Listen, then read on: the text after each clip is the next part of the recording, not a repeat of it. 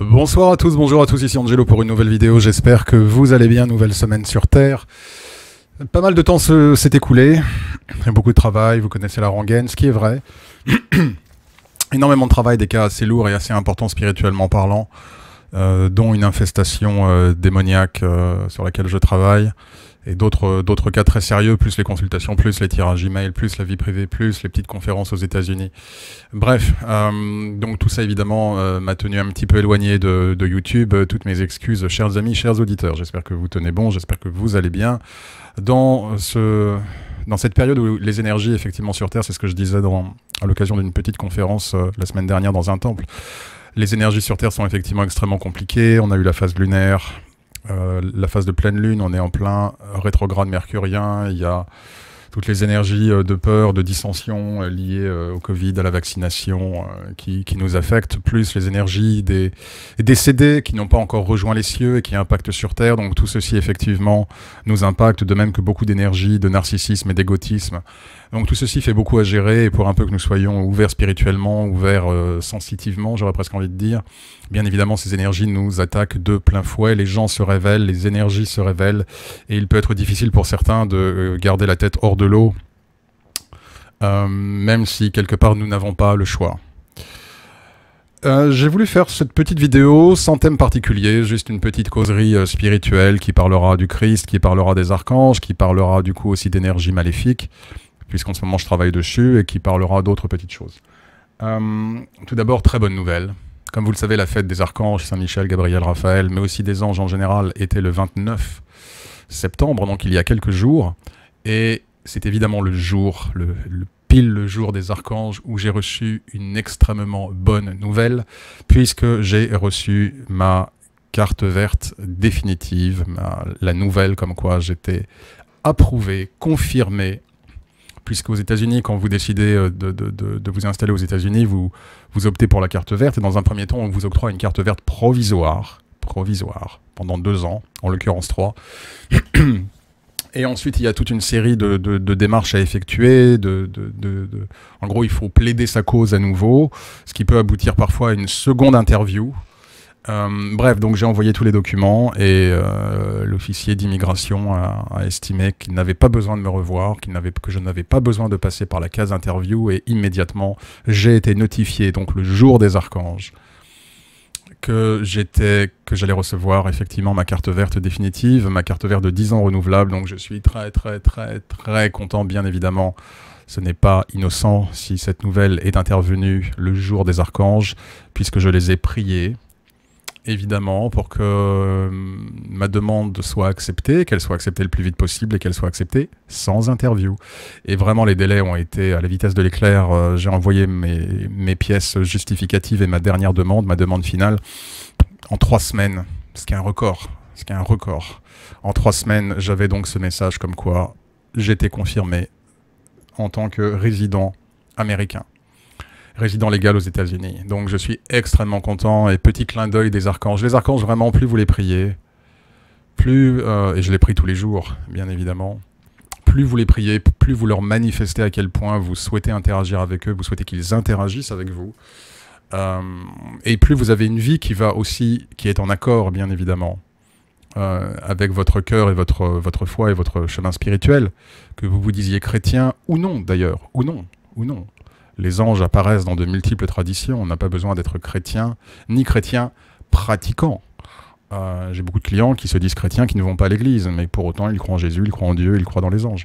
Bref, quel que soit votre statut en termes de foi, si vous décidez vraiment d'entamer une relation avec les anges, les archanges, que vous leur parlez tous les jours, pas simplement pour leur demander quelque chose, d'ailleurs, je tiens à le dire.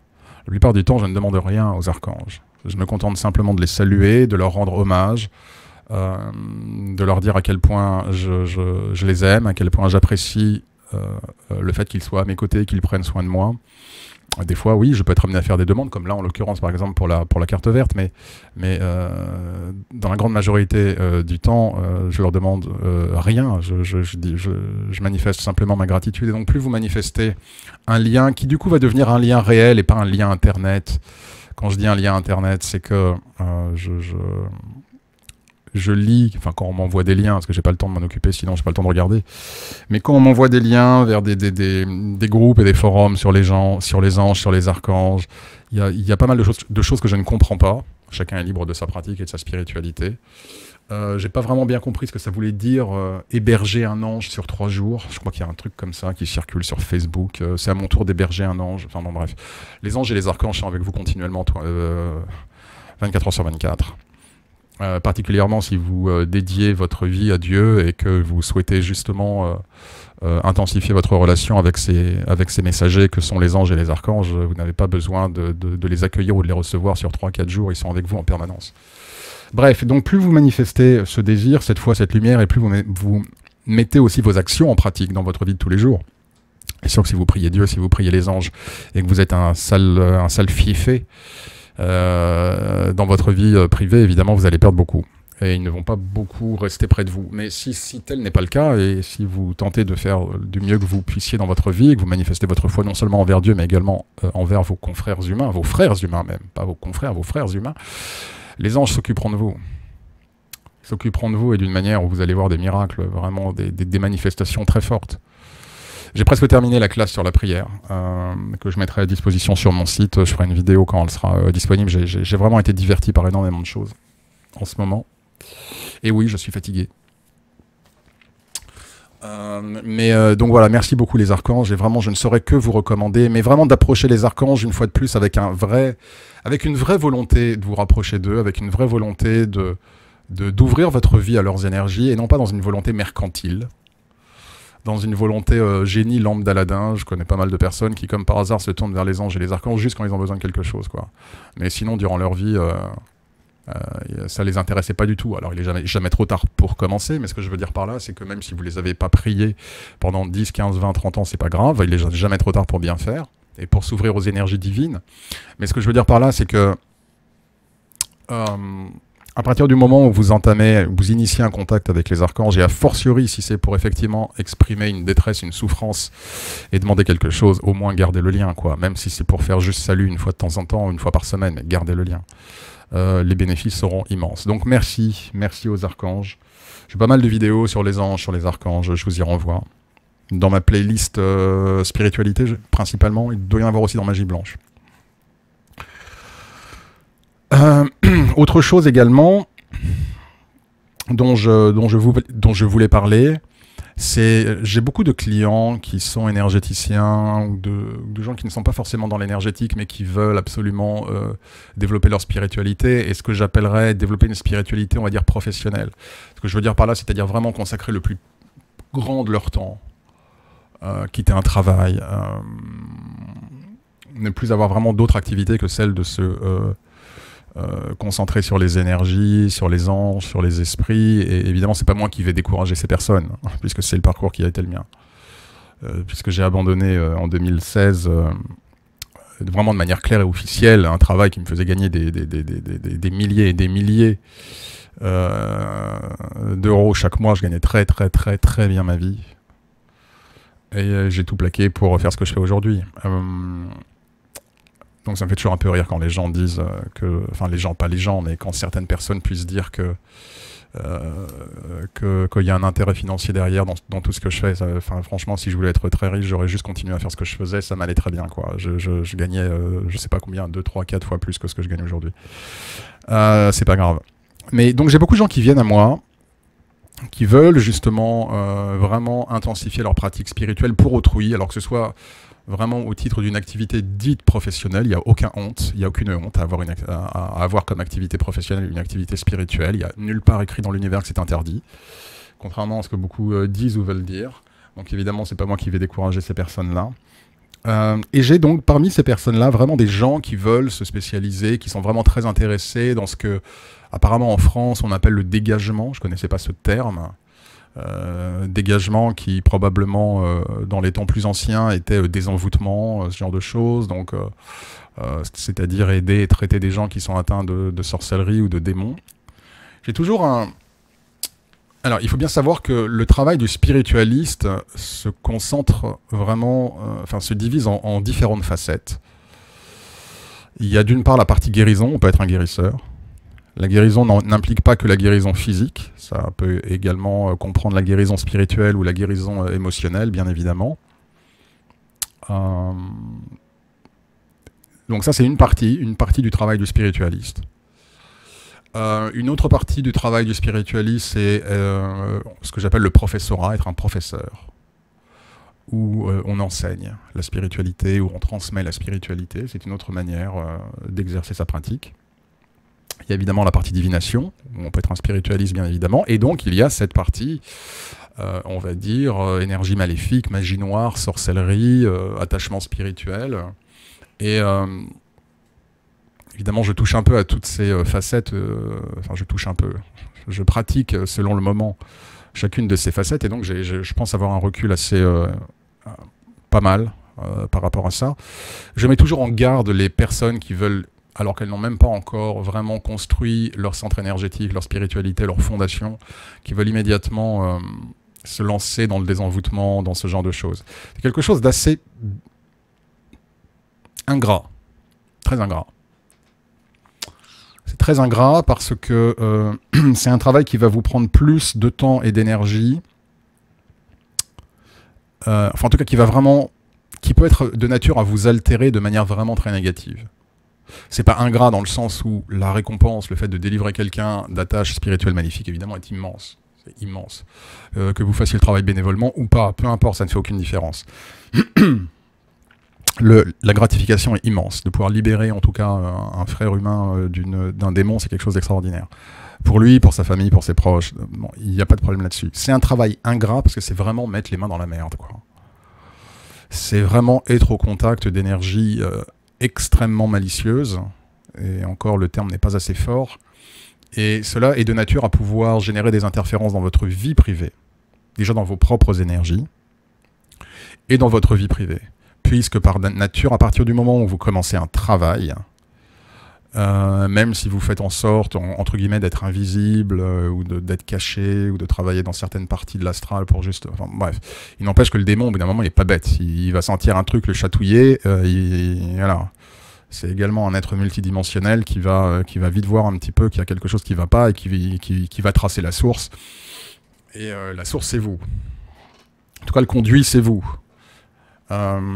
Et donc le problème avec les travaux de magie noire, et j'ai vu ça pas mal avec certaines personnes ici aux États-Unis et même en France parmi les gens qui viennent vers moi, c'est des gens qui veulent se spécialiser un petit peu trop tôt dans le désenvoûtement, dans la clarification d'énergie maléfique, et qui se retrouvent avec des énergies complètement à l'envers, quoi. Et parfois elles-mêmes avec des attachements, c'est-à-dire que l'entité va du coup s'en prendre aux praticiens. Et j'ai eu quelques effets secondaires, alors qu'ils ne sont pas aussi majeurs, bien évidemment. D'abord, je suis très protégé, j'en remercie Dieu et les anges, mais comme je le dis toujours, être protégé, il n'y a aucune protection qui est à 100% efficace. Il y a toujours on est toujours amené à ressentir des effets. D'où la nécessité de purifier ses énergies, de fortifier ses énergies, d'avoir une routine de prière, de pratique spirituelle extrêmement forte, extrêmement stable, un lien avec le divin maximal. Mais malgré cela, effectivement, cela n'empêche pas la venue et l'arrivée d'entités maléfiques qui peuvent du coup s'en prendre à vous parce que vous cherchez tout simplement à diffuser la lumière de Dieu et qui n'apprécient pas beaucoup cela. Et la semaine dernière, c'était quand? Non, c'était on est quel jour? On est vendredi. Je pense, non, c'était en début de semaine. En début de semaine, j'ai quasiment eu des effets comme si j'avais le Covid. Alors que bien évidemment, je n'ai pas le Covid. Mais pour vous dire à quel point Enfin, quand je dis que j'avais le Covid, pour une personne avec un très bon système immunitaire, qui mange bien, qui n'a pas de comorbidité, qui n'est pas dans un âge très avancé, évidemment. Parce que sinon, c'est réa direct. Mais ce que je veux dire par là, c'est que vraiment, pendant 2 jours, je ne pouvais plus rien faire, quoi. J'ai passé mon temps à dormir avec des énergies extrêmement drainées. Et ça, je sais que l'entité, c'est un des effets de l'entité, d'une attaque. Avec des rêves qui sont partis dans tous les sens. Avec également, je dirais pas des projections astrales ou des rêves lucides parce que j'avais pas la pleine lucidité, mais avec des rêves qui n'étaient pas des rêves, qui étaient plus que des rêves où tout était trop détaillé, trop dense, trop complexe, trop vrai pour que ce soit juste, on va dire, une projection chimérique, onirique, et où je me retrouvais effectivement dans des endroits pas très sympas et avec des énergies pas très sympas. Et ça, je sais aussi que ça, c'est un des effets du travail de désenvoûtement que j'effectue en ce moment. Et ce qui s'est passé également, donc pendant 2 jours vraiment chaos, genre je vais au lit à 1h de l'après-midi, je me réveille à 6h, donc je dors 5 heures. Et à la minute où j'ouvre les yeux, je suis encore fatigué, quoi. Je me sens, mais j'ai les yeux vitreux, enfin je me sens vraiment pas dans mon assiette, j'ai pas l'appétit. Ça a été assez puissant, je dois dire. Pendant 2 jours, ça m'a pris 2 jours. Évidemment, j'ai fait ce qu'il fallait faire et puis tout va bien maintenant. Et de manière assez intéressante également, ce qui s'est passé, c'est que durant un des rituels, je m'adresse à Jésus, je m'adresse au Christ, bien évidemment, par rapport au client en question. Et donc je fais le rituel, je fais ce que j'ai à faire. Et je m'adresse au Christ et j'ai une image de Jésus. Vous le savez, vous me dites souvent, tiens, c'est marrant, il y a souvent Jésus qui apparaît derrière toi. Tiens, là, il apparaît pas aujourd'hui quand je bouge. Ah, voilà, il est apparu un peu. Voilà, vous voyez peut-être l'image derrière. Bon, voilà, j'ai une image du Christ derrière moi. Et je suis en discussion avec le Christ et au moment où je lui demande évidemment d'entourer la personne, le client, évidemment victime d'énergie maléfique, de sa lumière, et de faire ci et de faire ça. Au moment même où je termine de parler, je vois le poster de Jésus qui se met à bouger comme si on avait tiré dessus avec une sarbacane et avec quelque chose, quoi. Pouf. Donc je vois le poster qui bouge comme ça. Mais vraiment, vraiment. Et ça, je sais que c'est pas l'énergie du Christ. C'est pas l'énergie du Christ, c'est effectivement l'énergie de l'entité qui manifestait sa présence et son mécontentement. Maintenant, est-ce que le poster, est-ce que l'image du Christ a absorbé ces énergies? Absolument. Absolument. C'est comme quand vous avez, des fois les gens me disent « Angelo, je sais pas ce qui se passe, j'ai l'impression que je suis victime de sorcellerie, de ci, de ça. » Et là, j'ai un cadre avec la Vierge Marie, il a explosé. Ce sont les énergies divines qui effectivement absorbent les énergies négatives et le clash des 2 polarités. Polarité lumineuse et polarité maléfique, effectivement, crée l'explosion. Un peu comme si vous prenez, je sais pas, je dis n'importe quoi, vous prenez un verre glacé et vous le mettez à une température chaude ou vice-versa, il va éclater, quoi. L'écart de température va faire que le verre va éclater, mais c'est pareil, là. Donc, bon, je me suis dit, ah, ok, d'accord, ok, très bien. Mais quelque part, c'est une bonne nouvelle, parce que cela veut dire effectivement que votre travail marche, et que si vous avez la réaction justement de l'énergie démoniaque de cette manière, de cette nature, que ce soit l'épisode du poster ou la fatigue, c'est qu'effectivement ce que vous le faites bien. Voilà. Mais donc tout ça pour dire, j'ai pas mal de personnes qui viennent à moi et qui veulent en savoir plus, qui veulent connaître des rituels, des pratiques spirituelles ou magiques pour justement faire des dégagements, etc. etc. J'aurais tendance toujours à dire faites attention. Faites attention, des spiritualistes en sont morts. J'ai plus le nom, là, en fait, là, j'ai son livre, j'ai plus son nom, mais des spiritualistes en sont morts. Ça leur a pris trop d'énergie, donc ça leur a bouffé leur force vitale. Donc c'est vraiment quelque chose, c'est un beau travail, mais déjà c'est vraiment, je vais parler de manière un peu crue, hein, c'est un travail de merde. Hein. Vraiment, c'est vraiment un travail, waouh, c'est vraiment particulier. C'est vraiment, quand je dis de merde, une fois de plus, vous l'aurez compris, c'est pas en termes du résultat et en termes de bienfait pour la personne, c'est vous en termes de spiritualiste, de ce que vous avez à engager de vous-même, de ce que vous exposez de vous-même, des répercussions possibles, du fait de devoir être en contact, en manipulation avec des énergies qui vraiment vibrent pas à votre fréquence, qui sont très malfaisantes, c'est vraiment un boulot de merde. Donc j'ai toujours tendance à dire aux gens, faites un petit peu attention par rapport à ça. Petite anecdote sympathique avec le Christ, j'en ai parlé à mon ami, coucou Charlie, il se reconnaîtra s'il regarde cette vidéo, généralement il regarde toutes mes vidéos. Un ami de 30 ans, 35 ans, peut-être même de 40 ans. Je lui ai évoqué cette petite anecdote qui s'est passée il y a peut-être le mois dernier. Bref, pour la faire courte, je conduis, je suis dans un lieu que je ne connais pas beaucoup. Et au bout d'un moment, je fais une mauvaise manœuvre, je fais un demi-tour et la voiture qui arrive dans le sens inverse, du coup, j'avais pas vu qu'il y avait une voiture. Et donc, pendant que je fais le demi-tour, donc si vous voulez, je roule, il y avait bien une voiture derrière moi.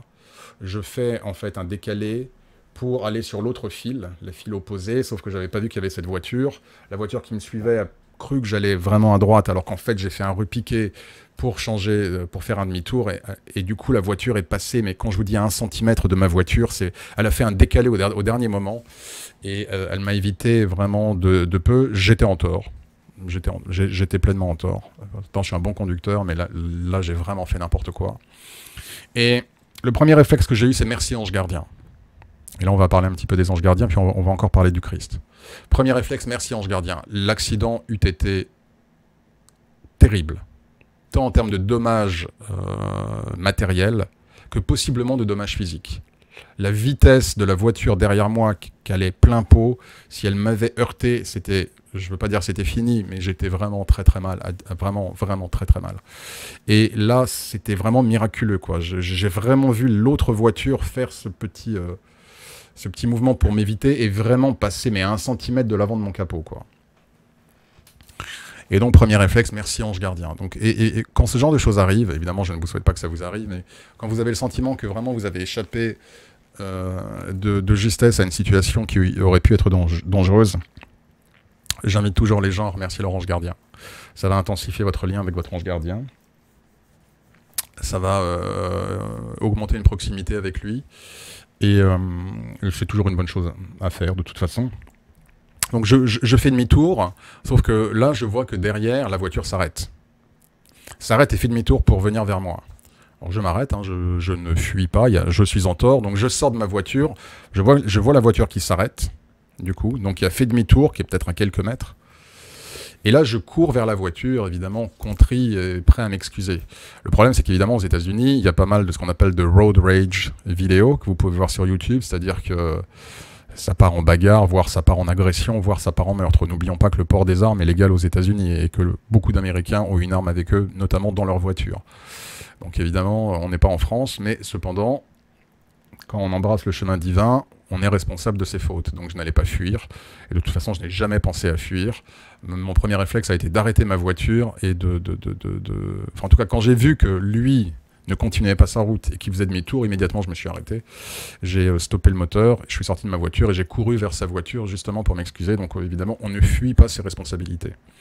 Et là, j'arrive près de lui, donc il ouvre la vitre, il était avec sa femme. Et là, évidemment, il se met, mais quand je vous dis à hurler, mais hurler, c'est même pas, c'est un euphémisme, quoi. Je vous dis même pas dans quel état de nerfs, de colère, de rage il était. Et là, il sort de sa voiture. Il sort de sa voiture et prêt à la limite à en découdre physiquement, quoi. Et à me mettre un coup de poing. Parce qu'effectivement, j'étais vraiment en tort. Et j'ai vraiment géré la situation avec une extrême humilité et bienveillance.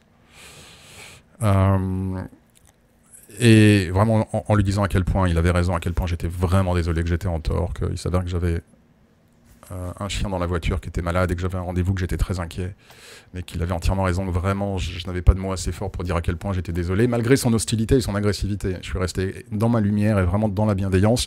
Il s'est rassis dans sa voiture, mais toujours énervé et toujours à la limite prêt à en découdre. Et là, je ne sais pas pourquoi j'ai fait ça. Je lui ai dit, écoutez, je suis vraiment désolé. Et là, je lui ai dit, regardez. Et j'ai montré l'image, la médaille du Christ que j'ai en permanence autour du cou. Je ne sais pas pourquoi j'ai fait ça. J'ai probablement été guidé à le faire. À la seconde, à la nanoseconde, où je lui dis, désolé pour ça, où je lui dis, écoutez, regardez, immédiatement ces énergies de colère, mais j'aurais voulu que vous le voyiez, chers amis, se sont littéralement ce que j'appelle dissoutes dans la lumière du Christ, évanouies. Et là, il est redescendu de plus 1000 en stress, en colère, en rage, anormal. Mais c'était comme ça. Et là, son ton a changé, et là, du coup, il était paniqué. Là du coup, j'ai vu l'après-coup, l'après-choc, donc de la peur, parce qu'il a eu très peur. Il était très en colère parce qu'il était secoué, il a eu très peur. Et là, si vous voulez, il n'y avait plus l'aspect colère, l'aspect rage, il n'y avait que, justement, les nerfs qui retombent, si vous voulez. Et là, il me parle, il me dit, mais non, mais vraiment, mec, mais vraiment, fais attention. Mais il me parle vraiment avec presque cette douceur, avec cette gentillesse-là. En une seconde. Et il m'a dit, mais vraiment, fais attention, ça aurait pu très mal se passer, vraiment, la prochaine fois, tu auras un problème si tu fais pas plus attention. Et je continue, en fait, à tenir l'image du Christ, et il regarde à nouveau mon image du Christ, et il me dit, oui, je sais, c'est pour ça que... Et il n'a pas terminé sa phrase. Donc je ne sais pas ce qu'il voulait dire, c'est pour ça que je me suis calmé, c'est parce que moi aussi, je crois en Jésus. Je ne sais pas ce qu'il a voulu dire. Il m'a juste dit, oui, je sais, c'est pour ça que... Et là, vraiment, on a continué à discuter. Lui-même, de sa propre initiative, il m'a tendu la main, il m'a serré la main. Et je suis parti en lui disant, vraiment, une fois de plus, vraiment, je suis désolé, vous avez entièrement raison, que Dieu vous bénisse, et on s'est bénis mutuellement. Une belle expérience. Donc après avoir remercié mon ange gardien, évidemment quand je suis rentré Quand je suis rentré chez moi, j'ai à nouveau remercié mon ange gardien. J'ai évidemment fait une prière au Christ et j'ai remercié le Christ de m'avoir non seulement protégé de l'accident, mais également de m'avoir préservé peut-être d'une bagarre, voire d'un coup de couteau, ou d'un coup de matraque, d'un coup de batte de baseball, ou carrément d'un coup de fusil, quoi, d'un coup de revolver. Et vraiment d'avoir transmuté comme ça ces énergies. Donc vraiment, honnêtement, c'était beau, quoi, de voir comment la puissance du Christ, l'énergie du Christ a pu, comme ça, mais transmuter cette énergie de rage, de violence, de colère. Et une fois de plus, si je vous raconte toutes ces anecdotes, c'est vraiment pour, pas simplement pour parler de la vie d'Angelo, à la limite on s'en fout de ça, mais vraiment pour que vous puissiez en retirer quelque chose, que ce soit par rapport aux archanges, que ce soit par rapport à l'ange gardien, que ce soit par rapport au Christ, à quel point ces forces sont puissantes, et sont les plus puissantes de l'univers, et j'aurais presque envie de dire les plus puissantes de tous les univers combinés. Et que je suis triste parfois de voir beaucoup de mes clients, de gens qui viennent à moi, qui croient en Jésus, qui croient en Dieu, qui croient dans les anges, mais qui pourraient tellement faire mieux en termes de foi. Tellement faire mieux en termes de foi.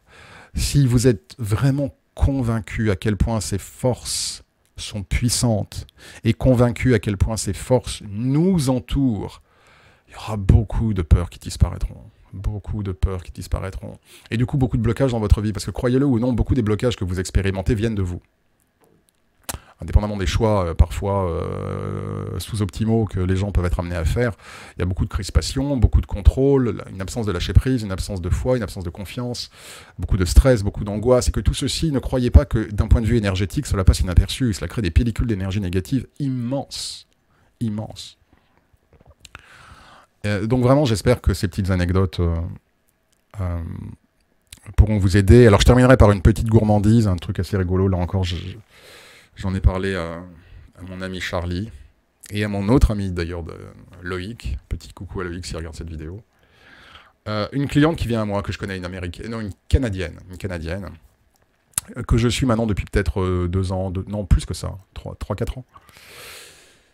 Et à chaque fois, voilà, c'est compliqué pour elle financièrement, c'est pas simple, à chaque fois je trouve des accommodations, des accommodements, elle prend un tirage email, mais je sais que c'est important, donc je transforme son simple tirage email limité à une question en une consultation, parce que je sais que du coup ça répondra plus à ses besoins, ou alors si elle prend une consultation de 30 minutes, et je sais qu'elle n'a pas beaucoup d'argent, je lui donne plus de temps, je vais lui donner un quart d'heure, parfois je lui ai même dit, voilà, prenez 30 minutes et je vous offre 1 heure, etc., etc. Donc à chaque fois, voilà, là ce discours de ah, c'est difficile financièrement, Angelo, c'est difficile, etc., etc. Et à chaque fois, voilà, je fais ce que je peux, tirage email transformé en consultation, consultation qui est doublée en termes de temps, etc., etc. Et donc voilà, petite parenthèse à tous ceux qui disent une fois de plus, ah, l'argent, l'argent. Non, on n'est pas obligé de se faire payer tout le temps, on peut donner du bonus, on peut faire quelque chose. Il n'y a pas que l'argent, effectivement, mais on a besoin de vivre comme tout le monde. Et là, elle m'envoie un message en me disant, c'est urgent, Angelo, est-ce que je peux te parler aujourd'hui? Alors non, je ne pouvais pas, je n'étais pas disponible, donc je lui dis, ben voilà, Olga, on va l'appeler. Olga, ben, je vous renvoie à mon site, voilà, prenez une consultation, utilisez le calendrier. Et là, elle me laisse un long message, et je sais d'emblée ce qu'elle va me dire. Et elle m'a dit, ben voilà, Angelo, c'est justement ça le problème, c'est que j'ai une grosse faveur à vous demander, c'est très très important, mais vraiment très très important, mais voilà, là je suis complètement à sec. Je compte au centime près, et je ne pourrais pas vous payer, mais j'ai vraiment vraiment besoin de cette consultation. Elle m'a laissé ce message, on était en août. Fin août. Et elle me dit, mais je vous payerai en décembre. Mais voilà, j'ai vraiment besoin de 30 minutes de consultation, quoi. Voilà, je réfléchis et je lui dis, écoutez, Olga, vous savez quoi, apparemment c'est vraiment grave et sérieux ce qui se passe, et vous en faites pas, c'est même pas un prêt, vous me devez rien, ok, prenez une consultation et je vous l'offre, cadeau, il n'y a pas de problème, et vous n'aurez pas à me rembourser. Ça veut dire que ma journée, le lendemain, était extrêmement chargée, et du coup, je n'ai pas pu... Alors pour être franc avec vous, j'ai senti quelque chose de bizarre. Et je fais toujours confiance à mes énergies. Quelque chose m'a dit, ne fais pas la consultation, mais demande-lui qu'elle t'envoie les questions pour que tu puisses lui envoyer un enregistrement avec la réponse à toutes ces questions. Donc du coup, je fais ça. Je dis, écoutez Olga, je suis vraiment désolé, je vais être très occupé, mais cependant, voilà, je vous ai dit que je répondrai à toutes vos questions, allez-y. Laissez-moi un message, aussi long soit-il, 5, 10, 15, 20 minutes, exposez-moi toutes les situations, toutes les questions. Je vais prendre le temps de regarder de mon côté et je vous laisserai un message vocal, je répondrai point par point à chacune de vos questions. Et une fois de plus, c'est cadeau, il n'y a pas de problème, il n'y a pas d'argent entre nous. Sur ce coup, vous oubliez, ça me fait plaisir de vous aider. Et là, elle me dit, ah, ok, super, merci beaucoup Angelo. Elle m'envoie 3 questions. La première question, je m'arrêterai à celle-là. Hein. La première question, c'est, voilà Angelo, avec mon compagnon, on s'est porté, on est en train de visiter, on est en train de souhaiter changer de maison et déménager. On est vraiment super intéressé par cette maison.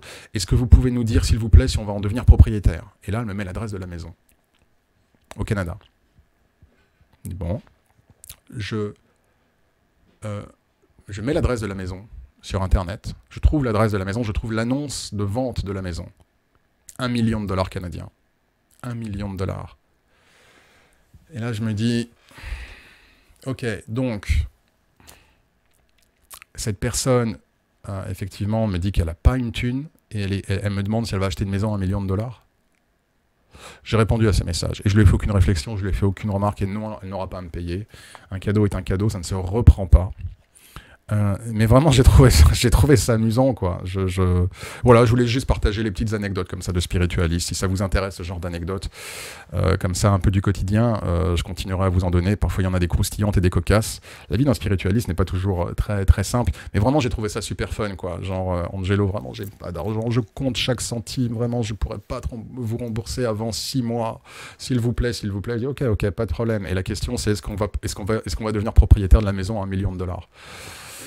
Qui était même plus qu'1 million de dollars. De mémoire, c'était 1 250 000 dollars canadiens. Bref, voilà. Donc, je ne commente pas. Je vous laisserai faire vos propres commentaires, et des cas comme ça, j'en ai plein. J'en ai plein. En tout cas, j'espère que cette vidéo... Je sais pas combien de temps je suis resté. Voilà, c'était juste vraiment une petite causerie spirituelle. Il y aura d'autres vidéos sur les projections astrales. C'est vrai que ça fait un petit moment que j'en ai pas parlé. Des choses intéressantes se sont passées, donc je serai amené à partager avec vous. Puis je sais que ça vous fait aussi un petit peu partir du quotidien. Je terminerai une fois de plus en vous disant que, quelle que soit la situation dans laquelle vous vous trouvez actuellement dans le monde, que vous soyez en France, en Europe, peu importe le pays, ça ne change rien. Que les énergies qui sont présentes en France ou en Europe ou là où vous habitez actuellement, quelles que soient les énergies, et que les énergies qui sont là où vous habitez ne soient pas un prétexte pour que vous ne vous ouvriez...